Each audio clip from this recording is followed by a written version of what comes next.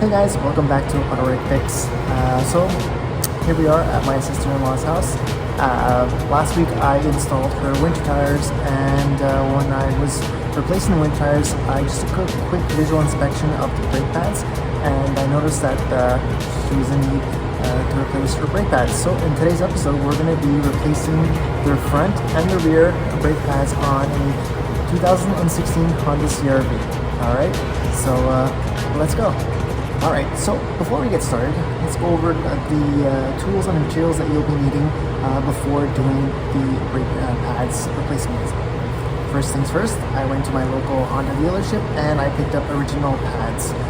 It's personal preference. When I was working in the garage, we'd always put on at least the minimum original pads. And the discs, if they ever need to be replaced, that's totally up to you guys. But again, I highly suggest at least putting on original pads. But these days, jobber pads do the job just as well. Like I said, it's a personal preference. But for this job, I'm putting original pads. The front original pads, this is the part number, and I'll leave it in the description down below. And the rear pads, again, I'll leave the part number in the description down below. Some tools that you'll be needing: a ratchet. For the front, it's going to be a 14mm, and in the rear, when we get to it, I'll show you it's a 12mm. You'll need either a C-clamp or a C-clamp vice grip to put back the pistons into the original position. Some dielectric grease or any type of caliper grease that you guys prefer. I always like dielectric grease. I know it's mostly for electrical things, but I like using it because it doesn't cause expansion on the rubber sleeves. So, and at the end, when we're putting back our wheels, a good torque wrench. Always torque your wheels, guys. Alright, so let's go ahead and let's start doing the job. Alright guys, so I've removed the wheel. I've secured the car on jack stands to make sure everything is safe. Remember, safety first. Safety glasses as well. I just want to say sorry about the background noise. There's a fan in the garage, so there might be a little bit of background sound. So what we're going to start with, we're going to remove the lower nut for the caliper, which is a 14mm.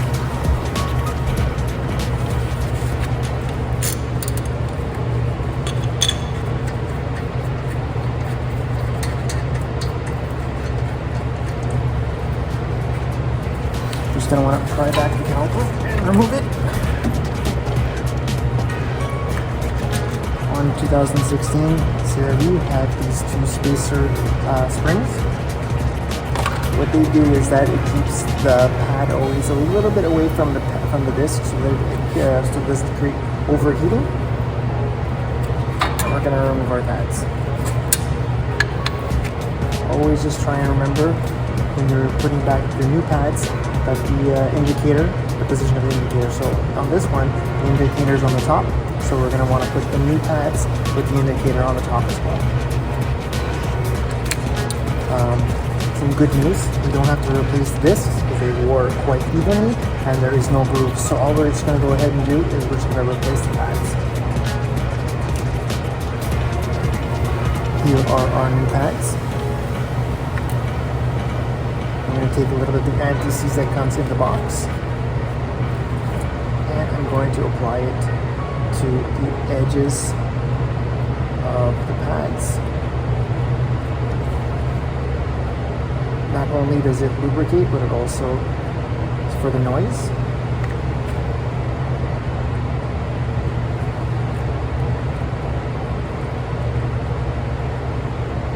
You don't want to put too much, just a little bit, just like that.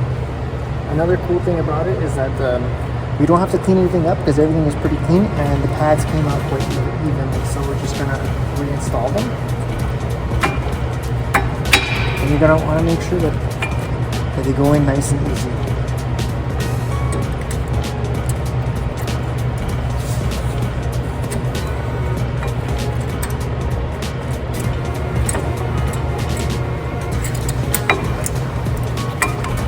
Like that. You have your sliding pin on the bottom here. What I usually do is I remove it. And this is where my dielectric grease comes into play.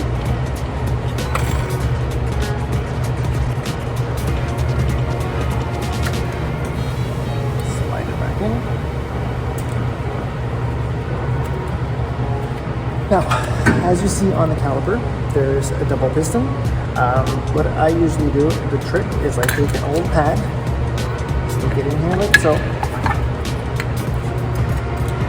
You can either use your C-clip vice grips or you can use your C-clamp. Open it up as much as you can.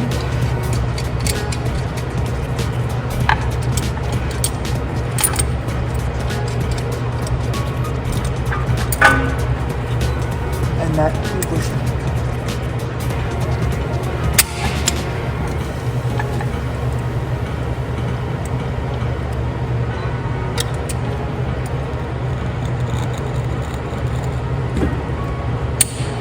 You have to make sure that both pistons go in evenly, because if not, if you put one in, the other one will pop out because of the fluid inside.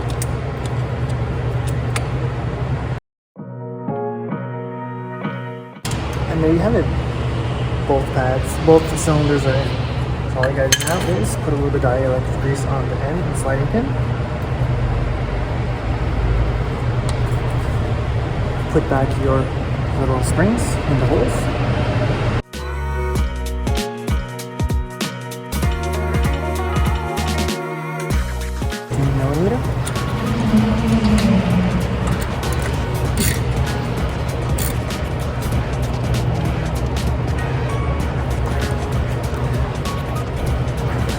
Give it a bit tight, and that's it. As simple as that. So we're gonna go ahead and I'll show you how to do the back brakes. Alright, so now that we've done the front, we're now in the rear. Basically the same kind of setup. The only thing now is that the disc is a little bit smaller and the pads are usually a little bit smaller as well. And what you're gonna have to do is you're gonna have to remove the 2 bolts from the caliper, which are 12 millimeters. I've already went ahead and loosened them.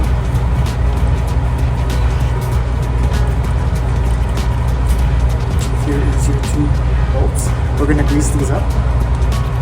Just going to remove them like so. And you'll see that one of the pads has like a fork bracket that kind of slides into the caliper. So just going to push that out, as you can see here. So these 3 prongs are going to go inside the caliper afterwards on the new pads. Same thing here.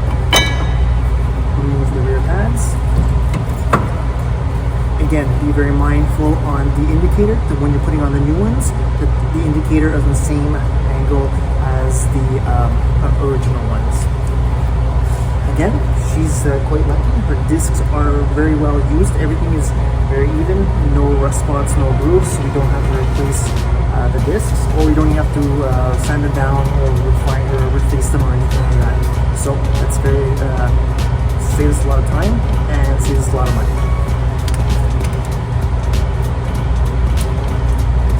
Here are our new pads. Again, I'm going to take out the sliding bolts just to make sure that they're in good working condition. We're going to pull them out. Put a little bit of grease.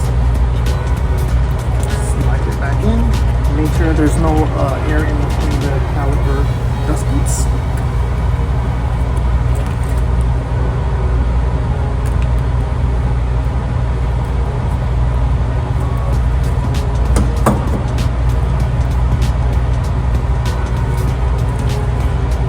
Now, if you notice the pads were a little bit hard to come out when you're doing your brakes, what I suggest is that I would remove the caliper bracket here, and I would clean the surfaces where the pads go on. If not, you can always take out the shims and clean them out as well. But here again, everything's looking great and the shims are looking good. We're just going to go ahead and put the grease on the edges of our pads and install them.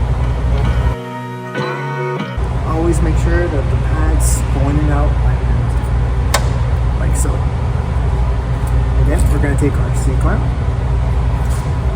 Just make sure that the dust boot and everything is working fine as well, so that you know that the piston is working. You're going to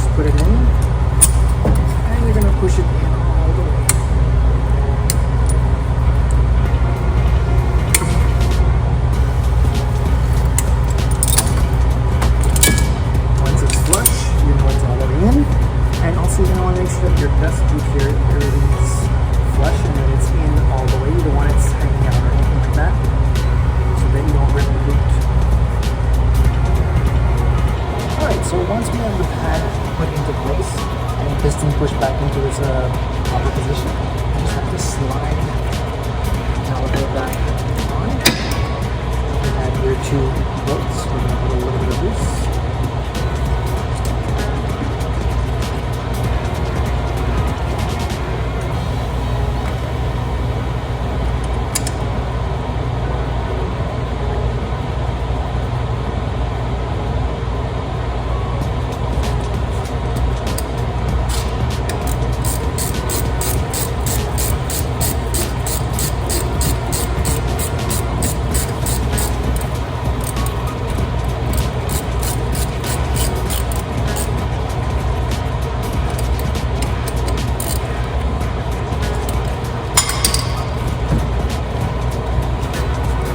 Alright guys, so there you have it. You replaced the front and the rear pads on a 2016 Honda CRV. We were very, very lucky that this was a quite easy job. All we had to really do is replace the pads. But again, if you ever have any moving or vibration on the discs, you have 2 options. You can either reface them or simply just replace them as well. Another thing, what I'm going to go ahead and do now is I'm going to go ahead and do the other side. But when I'm fully done the job, one very important thing you need to remember is before driving the car, always pump your brakes to make sure that the brake pedal is back up high and very stiff, meaning that the brake pads are set the closest to the discs so that you have proper braking. If you don't pump the brakes, be careful, because once you put the car and put it into drive, it'll go straight and it will not brake. So again, very important to pump those brakes. Again, here's the part number for the rear pads. I'll leave the part number in the description down below. Another very important thing, remember guys, whenever you're removing your tires, when you're reinstalling them, you always want to torque them. You don't ever want to over torque your lug nuts. Again, take your torque wrench.